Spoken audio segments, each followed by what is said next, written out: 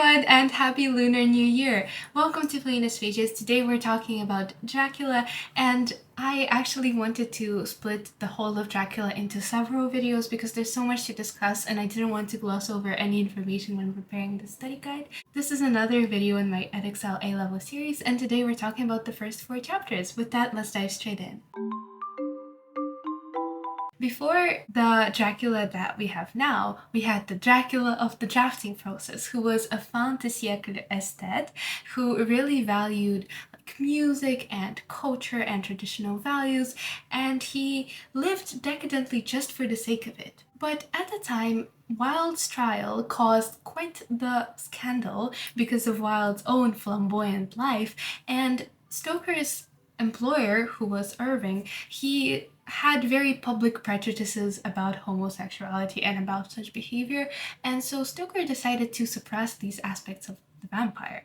Victorian society was very prim and proper. It emphasized rationality and logic and very strict and very disciplined behavior. It did not approve of such things. The woman's place is at home as the angel in the house. The man's job should be to not laze idly about and to work, were the values of the time. Many writers like Oscar Wilde took pleasure in escaping the rigid constraints of all the morals Victorian society tried to impose, and so they lived flamboyantly and in a way they wanted to. Bram Stoker was not one of these men. He was much like Jonathan Harker, a down-to-earth man, a rational man, a man who when working at the theater cautioned about the overuse of special effects. But one day he had a dream about seductive young women trying to kiss a man, and then the count bursting in and saying, "This man belongs to me," and it was this dream that laid the foundation of the novel. Stoker was kept very busy with theater work, and he worked on the novel all over the place, on the train, on the bus, between the different acts of the play, and the novel is also written in a very fragmented way. It's an epistolary novel, a novel made up of letters, diaries, journal entries, phonograph recordings. It's a typical novel of the Gothic genre. It has all the elements: the creepy castle in the middle of nowhere, the innocent hero, frightening evil, dark weather. The novel begins on the 3rd of May as a British solicitor called Jonathan Harker travels through the Carpathians, one of the wildest and least known portions of Europe. And he makes sure to note carefully his observations in the diary. He talks about the chicken that he had, which was very good but thirsty, and about the beauty of the country. And one of the key themes explored throughout this book, actually I'm going to talk a lot about themes, especially in this first video, is xenophobia and the idea of what is foreignness, what is something that doesn't belong to our country. So during the time, the British Empire was expanding, and there were a lot of immigrants in Britain coming into Britain, leaving Britain, as sort of society became more globalized. And at the time, many people were concerned with the state of the British economy and expansion in general, and of course, who became the scapegoats but the people who don't belong, the us versus them mentality.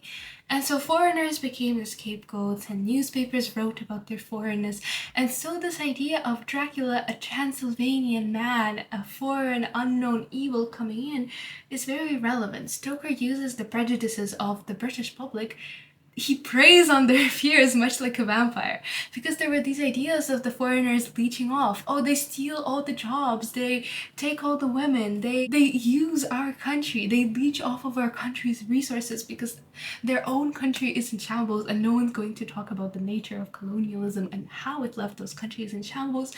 And so this idea of leeching off, and Dracula quite literally drinking the blood, acting like a leech, he's even described as a leech at some point, is very closely connected. And I don't think it's to say that Bram Stoker himself was xenophobic. Rather, I think he takes specifically this commentary because of his own perhaps personal background. He was an Irish man and he moved to London, and of course he felt like an outsider, not only because he was Irish, but, well, because of the nature of Anglo-Irish relationships at the time. The Great Famine that happened in Ireland and was provoked by Britain happened in the 1850s, so Stoker's family, like countless others, would have been directly impacted by it. Ireland and Britain have a complicated history, and I think Stoker was very concerned with his own feeling of otherness, perhaps also because he might have been homosexual. Harker finds the chicken too spicy, even though it's good, and he describes it as good. And I think this is very much poking a joke at the British expense, much like the other chapters, the first chapters in this book, because of the famous blandness of English food, like traditional English food, like potatoes and meat without any spice. And then as he travels, he remarks arrogantly on the speed of trains. The further east you go, the more unpunctual are the trains. Of course, ironic speaking now that he says that, oh my god, trains in China must be so slow. And it's a prominent trope throughout this, linking back to the theme of xenophobia and foreignness, that the more east you go in the book Dracula, the weirder things get.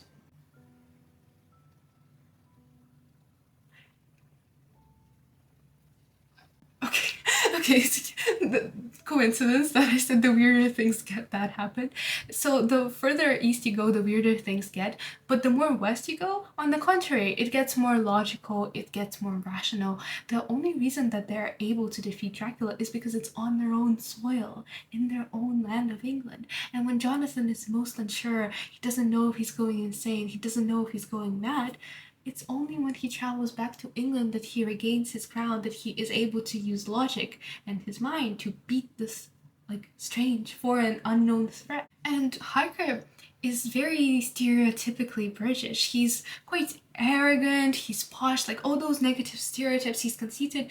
He talks about the people being dressed like just like the peasants at home. So again, he views himself as somehow better than others, and he even describes them as picturesque and barbarian. I mean, it's a very dehumanizing approach. He's full of preconceptions and prejudices, and I think another point here would be is if you seek to find these things, if you think that you're going to find these oddities, these evidences of a far more uncivilized country than our dear Britain, then of course you are going to find such issues. And he is delighted at being put in an old-fashioned hotel because he wants to see the ways of the country. And speaking of old-fashioned, so modernity is another key trope throughout this book. Modernity and the struggle between modernity and traditional values. So the 1900s and the late 1800s were of course a period of rapid industrialization, and these phonographs, these shorthand, like all these elements throughout the novel, they were quite modern affairs. And people were very concerned at the time, much like people are concerned now about AI. I think we're just very concerned with technology in general since we don't know where it's going. So I think this was another theme that Stoker really wanted to explore, because whereas Transylvania and Dracula's castle are almost backward in a way, like they use lanterns and candles and flames, there's this contrast to Britain and like how modern it is and how Harker communicates in shorthand and how Dracula doesn't know what shorthand is and he thinks it's some sort of like evil message.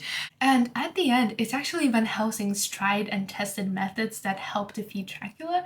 So it's Van Helsing being like, yeah, hang garlic around your neck. So it's not modern established medicine. It's going back to this like traditional value.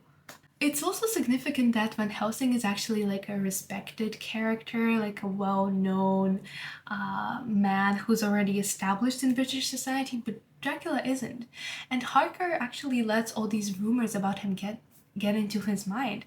And I mean, Dracula doesn't do many things that make him very approachable to that make us empathize with him as a character. But I think here it's hard not to feel sorry for him. I mean, he's the main character of this book, but he doesn't really get any page time for using movie talk, and he doesn't really get the attention or the emotional aspects explored much. As Harker continues to describe his travels, we begin to witness some eerie things the observant Harker notes down but doesn't piece together. His sleep is interrupted by the howling of dogs. When he asks the innkeepers about Dracula, they cross themselves. The woman even gives him a crucifix because tonight, when the clock strikes midnight, all the evil things in the world will have full sway. He accepts because he does not feel he can refuse the woman, and the next day the coach picks him up. The coach driver and the other people whisper about him, and words such as Ordog and Stragoika are thrown around, meaning Satan and witch, and Harker is of course quite concerned because they all seem to look pityingly at him. Moreover, they cross themselves and point two fingers at him like a charm against the evil eye because they're trying to protect him from Dracula, as they are of course aware what is going on. Harker is uneasy, but he soon forgets all about it as he starts to admire the scenery. As the sun goes down, the scenery takes on a very frightening appearance, and the descriptions are gloomy and terrifying, and the coachman urges the horses mercilessly forward to make sure that they make it before it's too dark. They only stop to light the lantern. As mentioned, they make quite a heavy focus on themes because they help with broader understanding of the book and are also useful for the exam. And another prominent theme is Christian salvation. The lights, the crucifix, crossing themselves, the saints, these are all traditionally Christian things, and these are the only things that seem to ward off evil. So Dracula is this creature of the night, but with the power of your Christian belief and light and day, we can defeat him. And Dracula is an embodiment of evil, which is why the villagers are so scared of him. He is a perversion of everything that Christianity stands for. For example, in Christianity, like your body is like Jesus's body, and people drink the wine and that symbolizes Jesus's blood, and like the bread is his flesh, etc. And so Dracula drinking the blood of other people is quite literally like leeching off of God. So Dracula is the embodiment of Satan, the evil force constantly trying to undermine the good things in the world. Ultimately, it is the traditional methods and like the good woman, especially Mina, and the good men like Van Helsing, who help defeat Dracula. The coachman and the villagers arrive to the place where they're supposed to drop Harker off, but they're relieved to see that there's no one there because they were urging their horses along, not stopping for anything. But suddenly a coachman appears, and one of Harker's companions whispers to himself, "For the dead travel fast." I mean, at this point, can it be even more obvious? Run, Jonathan, run. The driver seems to be inhumanly strong, and as they drive, they seem to be going over the same place over and over again. And then a dog howls, and more dogs join in, and the horses chain, and suddenly there are wild wolves and a rising wind and a faint flickering blue flame. The driver quickly jumps off the carriage and goes to the blue flame, and then comes back a while later, and this pattern continues for a long time until suddenly he goes away and the carriage becomes surrounded by wolves, and poor Jonathan is terrified. He begins to beat on the carriage, and eventually the driver shows up and he parts his hands and the wolves leave. So again, it's kind of like Moses parting the Red Sea, but again, like a strange perversion of it. And so after they leave, poor Jonathan is like, just stop, that's enough, I can't this night. So he tries to distract himself, and eventually he notices that they pull up in the courtyard of a vast ruined castle, from whose tall black windows came no ray of light, and whose broken battlements showed a jagged line against the moonlit sky. The castle is described as having frowning walls, and it looks like it's going to fall apart at any moment. The driver conveniently disappears again, leaves Jonathan standing for a while, and we can't shake the feeling that this is some sort of test. And Jonathan begins to question himself and his skills as a newly made solicitor. He thinks that Dracula is probably sleeping already and is resigned to wait when he hears a heavy step and a coming light. And there is Dracula. He says, "Welcome to my house, enter freely and of your own will." And he stands fixed like a statue until Harker comes in, when suddenly he moved impulsively forward. This is, I think, one of the misconceptions that people have from the movies, along with Dracula's appearances. In the movies, Dracula cannot come inside unless he's invited. Here, it's quite the opposite. And actually, movies have a very big effect on our recollection of Dracula, and I think reading the book is quite a different experience, so I would recommend it.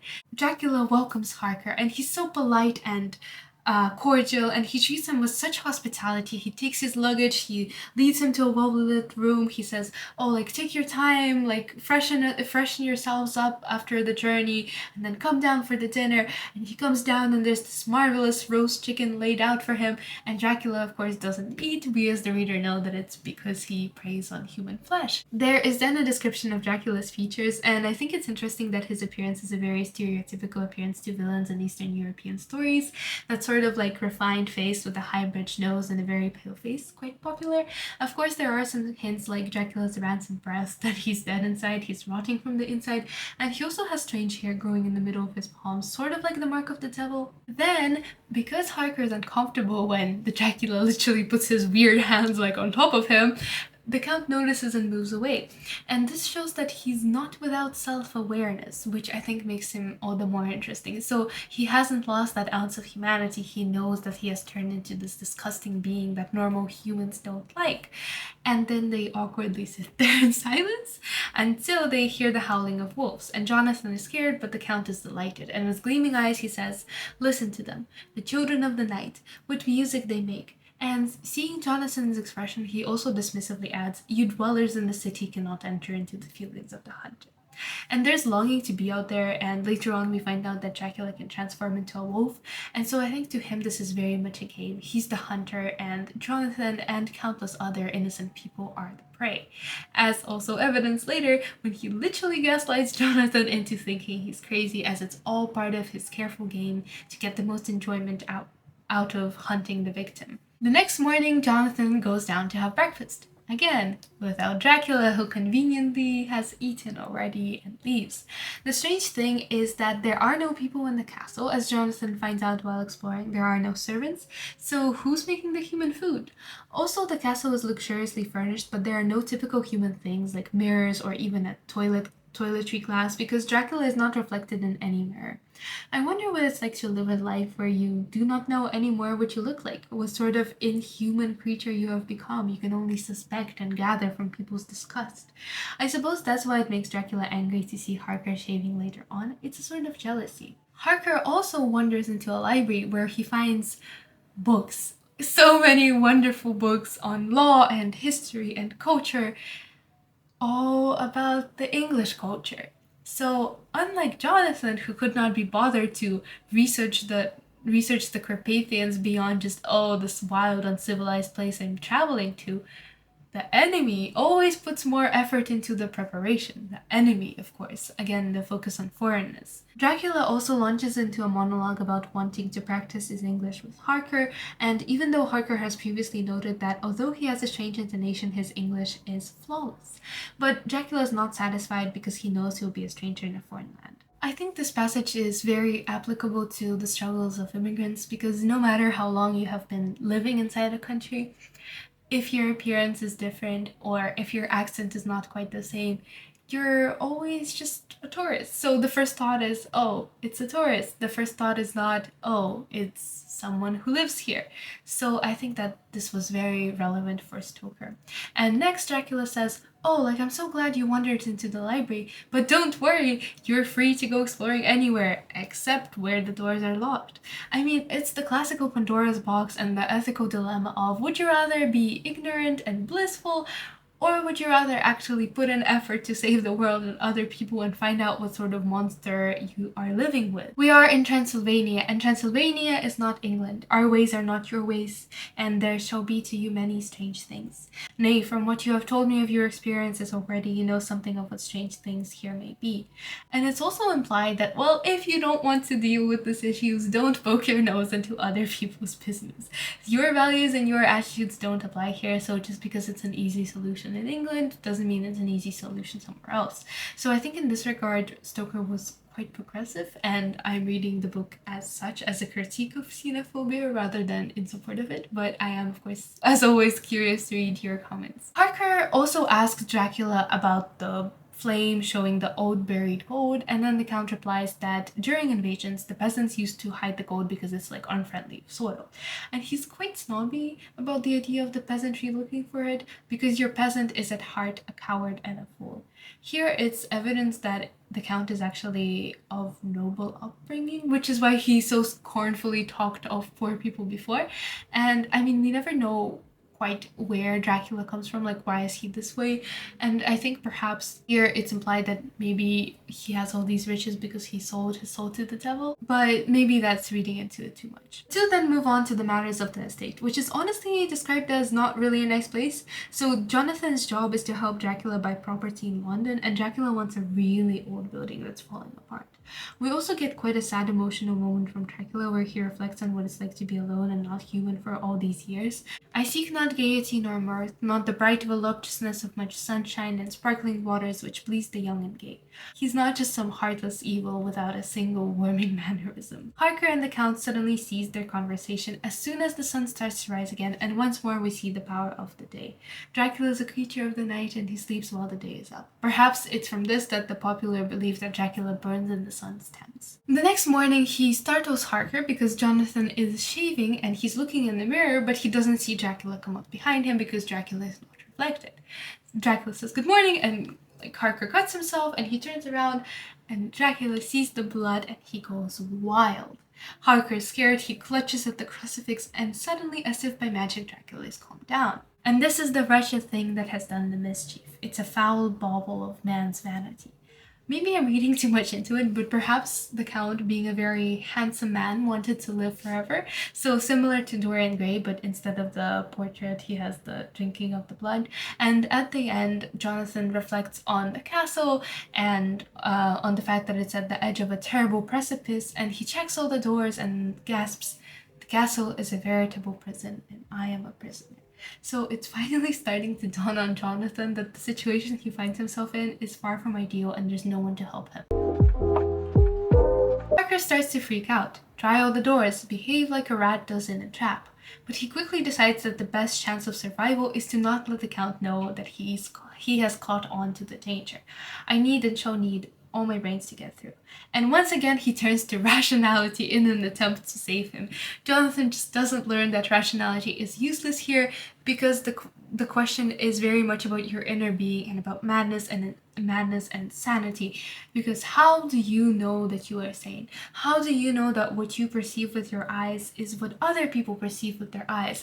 I mean, if I suddenly start hearing strange voices, is it because I'm going crazy, or is it because there actually are strange voices? Jonathan doesn't notice these things because of his cognitive bias. He's focused on only rationality, and he's not willing to see alternative explanations. But eventually he starts to see them. And eventually people catch on that Renfield is not crazy, he's just passing on Dracula's message. And he decides to find out more about Dracula through learning Transylvanian history, and the Count quickly warms up to the subject, saying, "We, like a king, being very proud of his blood and his people." It's a very fiery speech about the glory of the good old days and about the purity of the race, etc., etc. I mean, it's hard not to see a satire of racist people during the day trying to give these speeches and justify their colonialist expansion while not letting others in. Of course, the sad thing is that Dracula's belief of blood is too precious a thing in these days of dishonorable peace, and the glories of rest phrases are as a tale that is told. It's very similar to the same ideology that sparked World War I. It's almost like Stoker foresaw what such nationalist ideologies could lead to. Let me begin with facts, bare meager facts, verified by books and figures, and of which there can be no doubt. I mean, poor Jonathan, he's questioning everything. Like, this state of "am I crazy" is not something that you would wish even to your worst enemy. And Dracula asks Harker to write a letter to his employer to say that he will be staying for another month. And Harker, of course, wants to refuse, but Dracula gives him no choice, and better not to discourse of things other than business in your letters. Or else, you look forward to getting home to them. Is it not so? So yeah, with a quiet smile, with the sharp canine teeth lying over the red underlip, Dracula ensures no one knows of what Harker is experiencing, because if a tree falls in the forest, how do we know that it actually makes a sound? He warns Harker not to sleep in random places because the castle is old and has many memories and there are bad dreams for those who sleep unwisely. Later, Harker is gloomily looking out the window with despair when suddenly he sees Dracula literally lizard crawling face down the castle wall dressed in Harker's clothes. So obviously he pretends to be Harker so the other villagers don't grow suspicious, and he uses Dracula's absence to go exploring and suddenly finds a strange room that's not locked but not open either, and he decides to pry it open because that's a good idea, and he sits at an old desk where he imagines women in the past wrote love letters. Unless my senses deceive me, the old centuries had and have powers of their own which mere modernity cannot kill. Harker finally understands what Shakespeare meant when he made Hamlet say, "My tablets, quick, my tablets." The ironic thing is that this was a misquotation in Irving's play, not the original line from the famous "to be or not to be" monologue. In that monologue, Hamlet talks about whether it's better to live such a horrible life where his mother betrayed his father and sleeps with the uncle who's the murderer of his father and all those Hamlet things, or whether it's better to sleep forever, so to die and not know what you face after death. And for Harker, exactly that sleep is perhaps worse, because three young women appear, and they have similar features to the Count, clearly also vampires. And what's next described is quite a racy scene where Harker finds himself hypnotized and wants the woman to kiss him, but although the fair girl seems to be sweet, Jonathan feels a tingling. We all know what the tingling is. There's a bitter underlying the sweet, a bitter offensiveness as one smells in blood. So she's just about to bite him, she's lowering her two sharp teeth into his neck when suddenly another sensation swept through me as quick as lightning. I was conscious of the presence of the Count. I saw his strong hand grasp the slender neck. Never did I imagine such wrath and fury even in the demons of the pit. He beats them back with the famous words. This man belongs to me. Beware how you meddle with him, or you'll have to deal with me. And the fair girl cruelly laughs. You yourself never loved, you never love. To which the Count responds, yes, I too can love. You yourself can tell it from the past. Is it not so? Well, now I promise you that when I am done with him, you shall kiss him at your will. And the two women end up instead eating a baby, and Harker faints. First of all, Victorian sexuality of women would have been unheard of. Wait, women can have sexual desires? Absolutely not. Not during Victorian times. Passage would have been pure blasphemy, because there was this idea of women like not knowing anything until the wedding night, which was quite true because they had no way to find out. And actually, neither did men. So reading this book during the day would have been quite a racy experience. So there was this racist idea of like, oh my god, foreigners are going to steal our women and they're more like sexually open and sexually free, so everything is going to be better. One, and two, there was also this idea of a tale that they used to scare poor young men who didn't know any better, called vagina dentatus. Basically, they said that women's nether regions had teeth, and so if women were like promiscuous and a man decided to go and like sleep with a promiscuous woman, his own nether regions would be promptly bitten off. And there were also these ideas of STDs being passed through the blood. I mean, they're not quite inaccurate.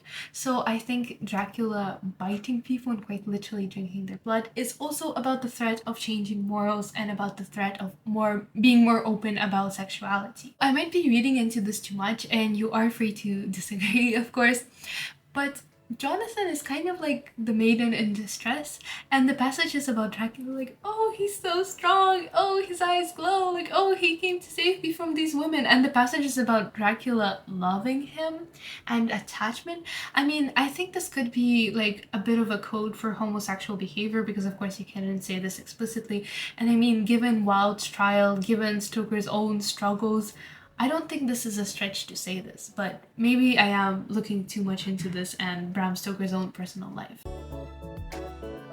I awoke in my own bed. If it be that I had not dreamt, the Count must have carried me here. I mean, honestly, it's very interesting to see this reversal of gender roles, because usually in Gothic novels, it's the naive young girl, the young heroine, who just decides that she can defeat the forces of evil all on her own and goes poking her nose around the castle and into the doors that shouldn't be opened, and eventually she's almost killed, she's almost taken by the forces of evil when the forces of good and her male suitor comes and saves her. So it's interesting to see the gender roles reversed here. Here, Mina is the one who saves lives because she remains loyal and by the goodness of her heart doesn't turn into a vampire. Jonathan is the damsel in distress literally constantly, and Dracula is the one who helps and saves Jonathan from these women only to try and kill him later on. Dracula then asks Harker to write a series of letters dating forward to the final one, June 29th.